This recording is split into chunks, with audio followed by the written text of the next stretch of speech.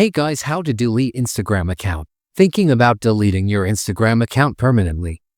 There's a hidden option that most people never find. In this quick guide, I'll show you exactly where it is and how to delete your Instagram account step by step. Stay with me so you don't miss anything important. First of all, open Instagram on your mobile and then go to your profile. And click on the three lines at the top. And then click on Account Center. And click on Personal Details below. And then click on Last Ownership and Control. Then click on Deactivation or Deletion. And here select the account that is deleting you. And here select Delete Account. Then click Continue below. And then again click on Continue. And here you should select your reason why you are deleting this account. Then click on Continue below.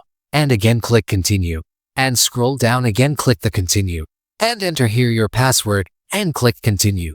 And click on this Delete Account. Your account will be deleted, but I am not deleting your account. This is my personal account. Please subscribe.